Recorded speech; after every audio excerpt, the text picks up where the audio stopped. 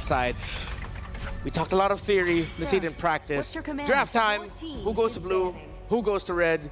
Waiting for it to pop up. I'm thinking, oh yeah, you can go ahead and pick me up here. But again, Team Spirit has already shown that they pretty much don't care about the hottest pick of the M6 World Championship. They're willing to play into it. So Falcon don't fall for the bait. They get the juice in themselves because they know Team Spirit will not get the Bruno. Wait. Oh, they finally do. Oh my. I'm clapping. Egomania, Bruno, dude! What a swerve by Team Spirit, finally! Up against what could be the best Bruno in the world. They take it away from him. They take it away from Benny. I love this idea coming in from Ren because again, truly, where is the limit with Falcons, right? Where was the limit between Bruno and as well as Jushin? What do they prioritize more? And in this case, now we have a rough idea that they definitely prefer the Jushin over the Bruno, knowing that Benny can play other heroes. Now with the high loss and as well as the alpha, it looks like Team Spirit, or at least Ren, wants to kind of push Falcons in the direction of a very standard front-to-back composition. Yeah. Even taking out and setting things up for the Alpha to have a great time because the Eve's also out of the picture, the Mathilda's also out of the picture. So they've narrowed down the options here for Sunset Lover as well. Yeah. When you're up against a slow front to back like that, Aurora and Vexana are the usual go-tos. I wouldn't see them wouldn't want to see them consider Valentina. Might be a little bit too tough for Sunset in the mid. I mean, the laning phase is going to be like pretty horrendous. So they're going to go straight into the Aurora, knowing that that pool is going to get pinched at this point. Yeah. However, we haven't seen a jungler from the side of Team Spirit, and on the side of Falcons, they're still utilizing the Hylos as a flex pick, which is interesting, right? I would have thought that they would still prioritize towards Royal Milk side at some point of time, but there's not enough information in that first half of the draft to say, yeah, no, guaranteed, we're going to throw Phoveus in. Yeah, actually, it's still open to this point, right? Like, if ever this is going into the hands of Kid X, they could potentially still show that up, but if like Team Spirit, they show up a little more of the aggressive heroes, then the Tigreal's probably still up for grabs too. Yeah. Now Team Spirit can start whittling away the gold laners. This is one of those scenarios where I actually don't mind them taking away 2 gold laners in the second phase. Like, Moscow's there, then you're going to choose. Would we rather deal with the Matrix? Would we rather deal with the Granger?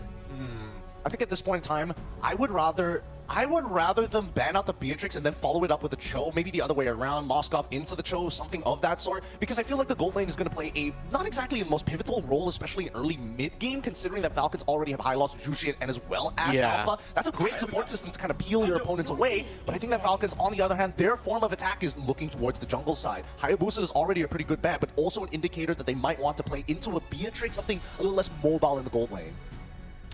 The Godwat's still there too, if ever they want to add a bit more of AoE and crowd control, at least for Team Spirit.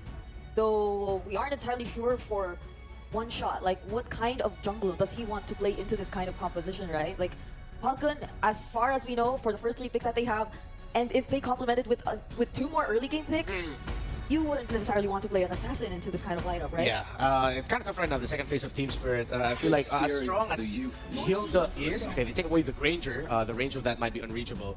I feel like with Alpha still on the board, it's difficult. And now if you're Team Spirit, if you were planning to surprise us all and pick up something like a Hilda in the room, you can't do that already because of the picks that you see. And if you decide to maybe steal away the Phoveus of Royal Milk, it's like it's already going to struggle against the first 3. So I think it's a sure thing that Falcon will really heavily consider picking up the Phoveus for themselves, have the high loss in the room, and just be like, hey, Kid X, deal with the fact that you might be slowed and poked a bunch, but don't worry, we'll back you up.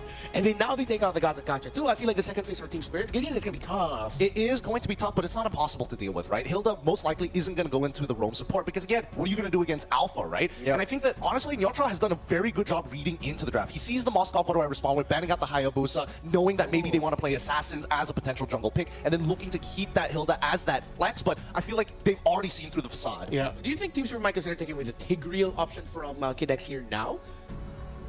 I mean, if they do, and they go for a utility jungler too, like a Brethren, that'll be such a front-to-back opposition, as we've mentioned indeed, but okay, like, still serves some sort of front. It is some sort of front, but I think the best part of it, you can at least disengage, right? Tigreal, you implosion, it's a very small area compared to a very large area, and as expected, we see the Beatrix get locked in for the side of Falcons. Now, I'm very curious about this last pick, because again, it's such a traditional composition. We've seen this many times in local MPLs, and finally the Phoveus comes through. There's not a lot of dashes to work with. I'm assuming that Royal Milk is going to be taking Vengeance in this upcoming game, just so that he can kind of frontline for the team. Yeah. And then the good thing is, I mean, there are displacers, especially the Alphas knockback with the Spirit of Alpha, and well, what Jushin does with the Lantern Flare, that might help trigger the Demonic Force passive more for the Phoveus so that he can bring out the Sinner's Marks a little bit more. So maybe that's them compensating for the fact that there are a lack of dashes on the Team Spirit side. Yeah, and it seems like they really forced one shot to either pick up what, the Fredrin at this point? What else is available even for one shot? Thinking about go tanky. The Nolan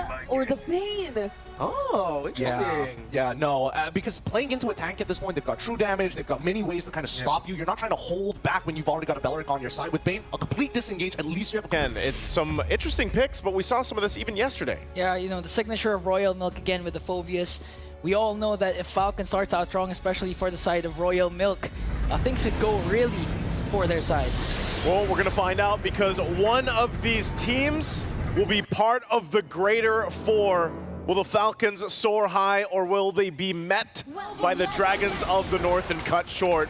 Let's head into the land of Dawn. It's game number 1, best of 5. And like we mentioned, with this lineup, the main thing that we've seen so much in comparison between teams is, again, double revitalize. And with the lineup that Team Spirit brought to the table, they're going to be looking to sustain fights, but not only that, but fight with just the area of effect that comes with this lineup.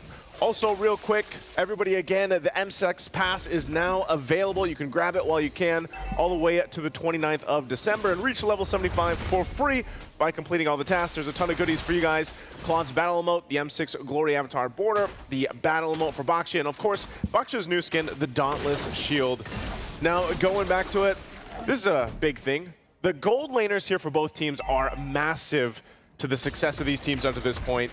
And this time around, Hiko, the youngest player in M6, got the Bruno, the signature pick.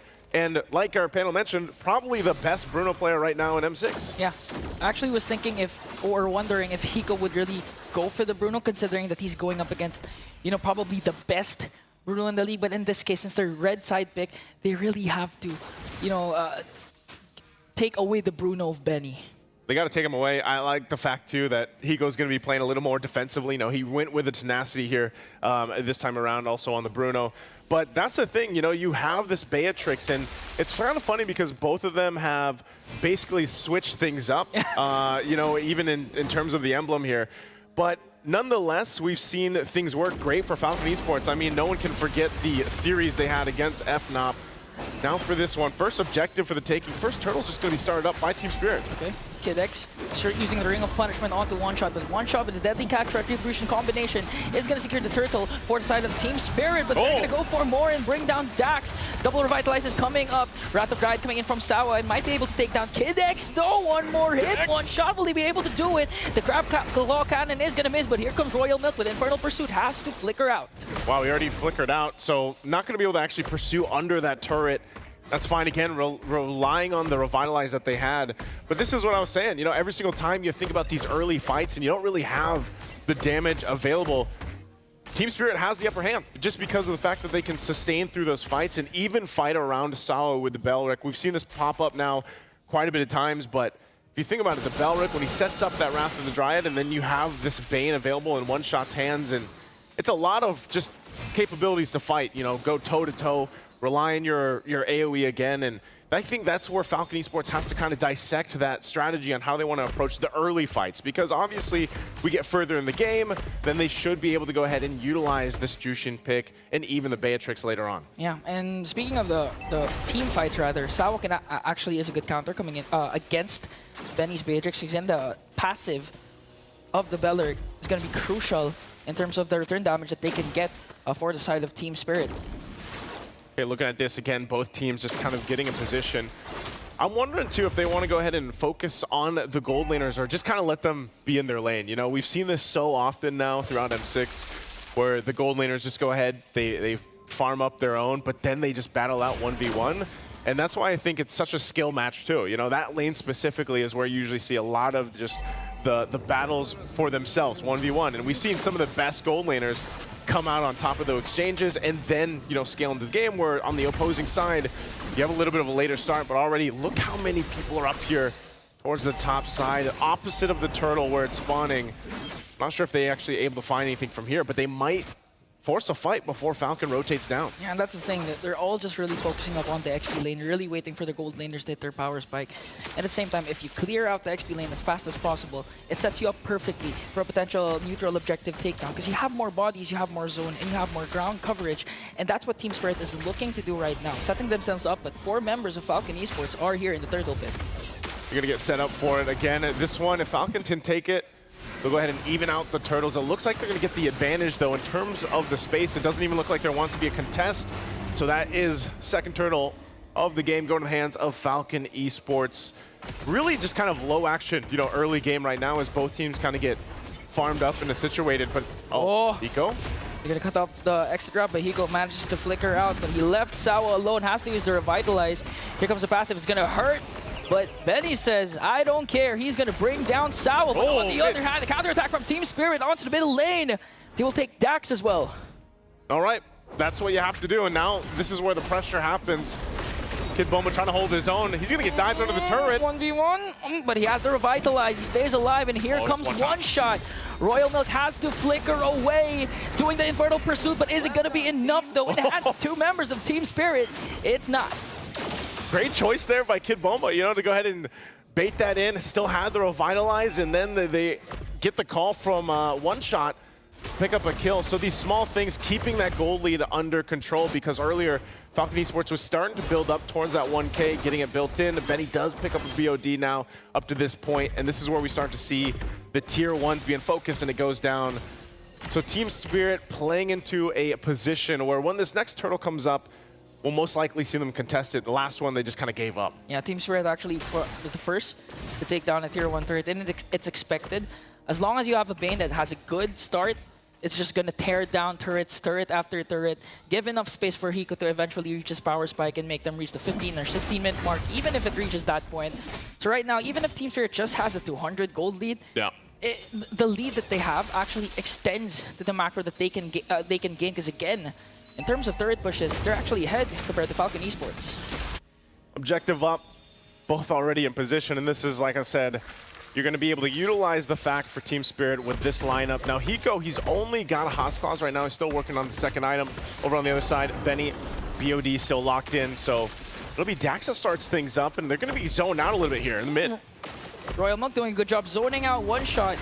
That's why it's an uncontested turtle to take once again for Falcon Esports. Now the question is, how will Team Spirit respond? Because so far, during those turtle takedowns, Team Spirit always had something.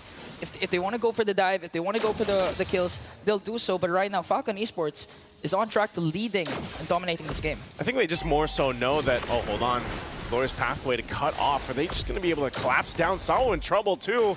Has to walk away now, and Team Spirit, they can already feel the damage coming in from Falcon Esports, the control that KidX is giving with the Glorious Pathway, and they have to respect it soon. Hang on, this is the point now you're starting to see the shift. A lot of the times, right, again, gold laners, before this first lord does come up as they work on the tier 1 turrets, where they start to get those second items, and we've seen this matchup quite a bit, but the Beatrix alone, now that you have a Malefic Gun and BOD in Benny, you think this is going to be enough? Because a lot of the fights, Team Spirit actually has an approach. I was expecting them, even on the last turtle, to go and utilize this kind of composition to fight it out, but Hiko even picking up his second item, Berserker's Fury. So, I don't know. Who do you think gets the upper hand here in that first Lord fight? Honestly, I think it's going to be for the side of Falcon Esports, because so far we haven't seen Kid Bomba popping off. Again, he has a 1-0-1, but in terms of just trying to zone out Benny, he's having a hard time because, again, Benny's positioning is so immaculate. At the same time, just KidX just forced to use the Glorious Pathway every single time he has an opportunity, forcing Team Spirit to be out of position. It's a good way to put it, because a lot of the times he's been very proactive with the Glorious Pathway, just kind of cutting off. And that's why, again, there hasn't been, it's a low-kill game naturally here, just because there's so much engage and disengage on both sides. And Falcons Esports has to approach the fights in a certain way just because of how much sustainability happens. They might force a fight here. That turret does go down. Kid Bomba still leading the charge. PX7. Oh, look at the shots from Hiko. But PX7 manages to stay alive. So right now, it's a 1-for-1 turret takedown. First major objective up for grabs. First Lord. It looks like Team Spirit will actually set themselves up perfectly and first in the Lord pit. A couple more items being locked in. Lord's going to be started up by One Shot this time around. They know that PX7 had to go back to base to reset. I mean, Hiko just taking a couple shots even at the front line. Doing fine, and it's going to go for a little bit of a reset right now. Still held here, but PX7 now part of the fight. Again, they still want to be able to zone this out. Glorious Pathway. Okay, they're going to start things off, but here comes the Frigid Glacier, going to connect onto 2. Here comes the damage from Team Spirit, but Benny manages to find one. Sunset Lover is going to fall down, but Benny and PX7 has to walk away to come from the damage coming in from Team Spirit. No casualties so far except for Kid X, but Team Spirit, their double revitalized setup, their innate sustain manages to keep them alive, and now they're in charge of getting this first Lord. Lord's going to be secured here by Team Spirit, and what a fight we just saw, because yes, it was the double revitalize, but also just the lockdown again with this Balric pick. And Hiko, man, he has so much room to move. I think that's the biggest advantage that he has right now in this Bruno. Able to just go ahead and move around the map, around the composition that's brought here from Team Spirit. He does just pick up a Malefic gun too, so now he's got that little bit of extra range to work with to make the positioning even better in his favor. So Benny might have to go ahead and be a little more creative on how he approaches those fights. Oh, he's got good damage too, as you can see there, Sunset Lover taken down below half. I mean, he has the Blade of Despair already, so a perfect setup from Dax or even just PX7 might do the job and try to take down bodies from Team Spirit. Glorious Pathway is there to try and delay the push of Team Spirit, but looking down bottom, the Lord is marching on for their side. Yeah, they're going to have to, again, get ready for that defense. Even if Team Spirit decides to force a fight in this area. Oh, Kid Bomba, he's tanky enough. Salva's just around the corner. They are going to try to cut them off, because if they catch them in the choke point in the jungle, they do have somewhat of an advantage to work around with. Tier 2 now being worked on and focused. Still, the push up top can happen here, but this is going to be a quick clear on that Lord. Again, defensively, the high ground defense for Falcon Esports is pretty good. They should be able to clear things out, maybe even maintain the shields here. So far, the Crab Claw Cannon has been a menace for the side of Team Spirit. Just making sure to chunk out a huge amount of damage one side of Falcon Esports before they continue with the engage, and now they're taking away major resources from Falcon Esports. All the outer turrets have been taken down, as well as the purple buff of Falcon Esports. So they deal with that. Lord already taken, but Team Spirit furthering that gold lead that they built. Rather slow burn, you know, on the gold lead. A lot of times here, the early game gets a lot of action, you know, these fights and battles, but it's more so Falcon Esports just taking the calculated approach. Eventually, Benny is going to be completely online. He's nearly there. Also just picked up recently the Sea Halberd, and that's why we highlighted these two gold laners coming into the game, of course, and just usually when in their matches, we talk a lot about Benny and Pico respectively, as both teams really like to play around them, especially this part. And Royal Milk, essentially too, you know, he's been phenomenal for Falcon Esports, but they're going to rush it down here. Okay, Glorious Pathway going to be used defensively to try and evade the push coming in from Team Spirit. And I like that you mentioned Royal Milk, because so far, the Phobius pick isn't doing good for them, because again, Renmar even mentioned this, that the lineup of Team Spirit, they don't have that much data, so it doesn't activate the passive of the Phobius, and at the same time, it's going to rely on the Spear of Alpha of Dax or even the Lanterns that are coming in from PX7 to at least activate the Demonic Force from Royal Milk. And so far, we haven't seen any major engagement from Falcon Esports, or at least for the last couple of minutes. So right now, the pressure is on for Dax and PX7, because Kid X Glorious Pathway is just there. But the problem is, where is the follow-up from Falcon Esports? Yeah, I think that's why, you know, even in a sense, Dax picked up the Winter Crown. Wanted to go ahead, and he might just be forced in a situation where he has to kind of jump in. PX7, though, taking a little bit here. He is dealing with them with the beacon. Kid Bomba doing this. Look at the shots from Hiko, though. So they'll go ahead again, just trying to get an advantage in terms of health bars right now. And they know PX7 has to walk away, then there's a Glorious Pathway. Infernal Pursuit is there, but that can catch as well. Frigid Glacier hasn't been casted. Oh, it did. But it did not connect to the members of Falcon Esports. Look at Hiko! Forcing Crimson Peak in, but still gets the shot. The one shot he needs to bring down PX7. And again, Team Spirit sets themselves up perfectly for the second Lord. Man, again, it's Hiko that's getting all the space to work around the team. And, you know, just a couple shots, and then next thing you know, you have no health or you're down. That's exactly what happened to PX7. So again, objective secured here as Team Spirit gets ready to go ahead and march in. So for Falcon Esports, still trying to work on how they approach these fights or get through that front line. Maybe the best time for them to do it is within the base on this defense. They can clear it out. Again, that's one of the power plays here that they can utilize the Beatrix. But still, it's going to be kind of difficult because Team Spirit will just most likely siege in forward. Wind of Nature now picked up for Hiko too. Already working on that bottom base turret. Lord charges in, bottom turret down. And now, can they actually go ahead and push in further? Kid Bomba leading the charge alongside Sawo as Hiko just works on that mid turret, waiting for the wave to push in. they didn't manage to push in that top yet just now. So cutting it off with Glorious Pathway still in the defense. Again, Kid X, look at the damage. Glacier connected, almost. Luckily, Kid X had to revitalize, so he's gonna stay alive. Minions pushing down bottom, but they were able to clear the mid lane.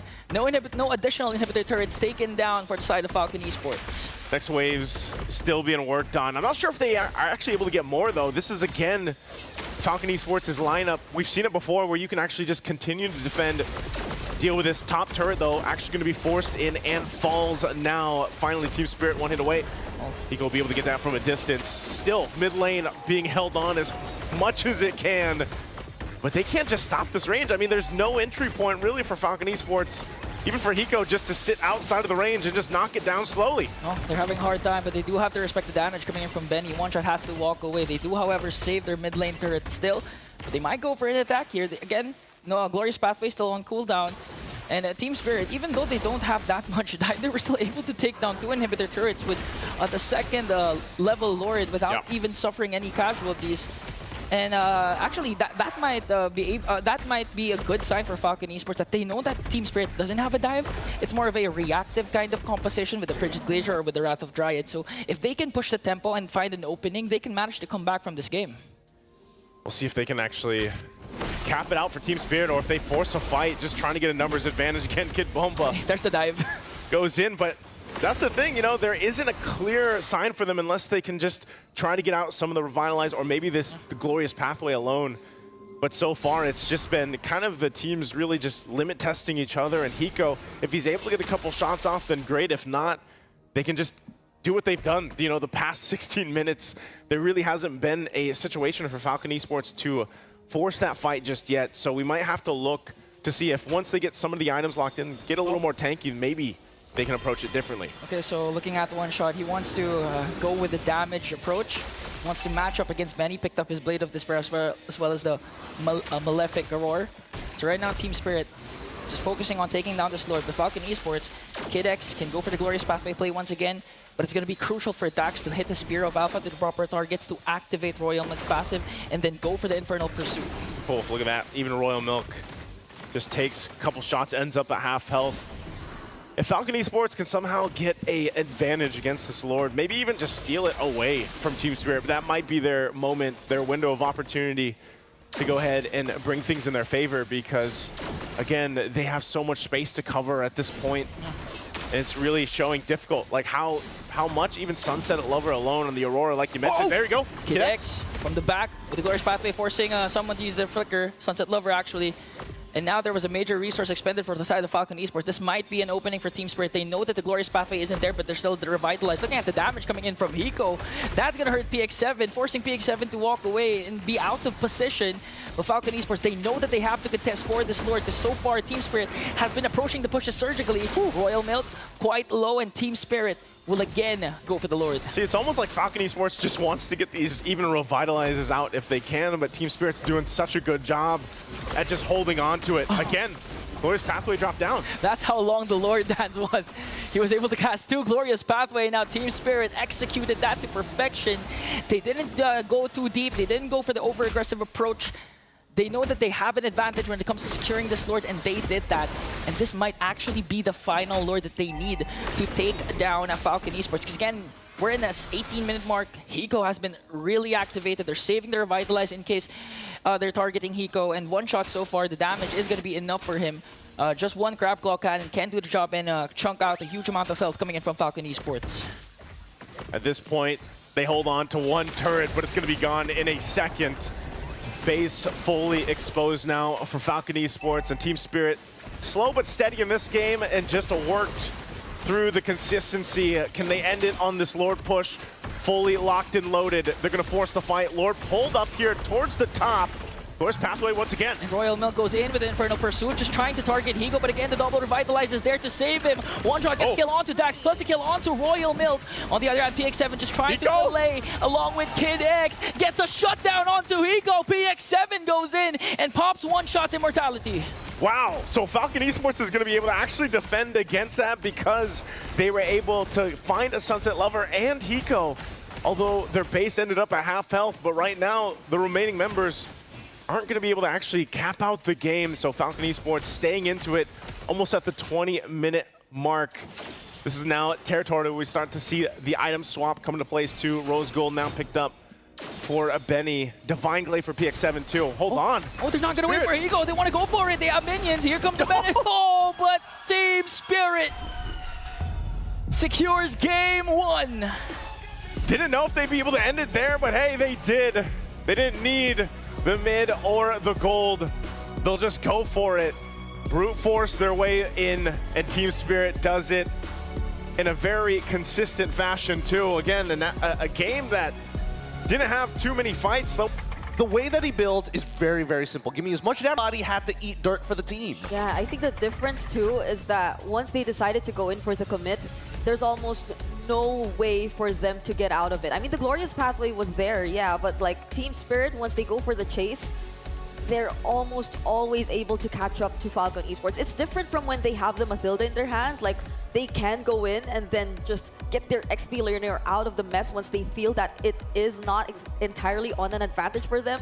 This one's different. Team Spirit had all the tools to answer back and actually set up for the counter engage. Yeah, brilliant bit of itemization by our MVP. He went Brute Force Breastplate second. That's why I was wondering, it's like, how is he getting around the map so fast? Usually you see a Bane go around that fast because it's usually paired up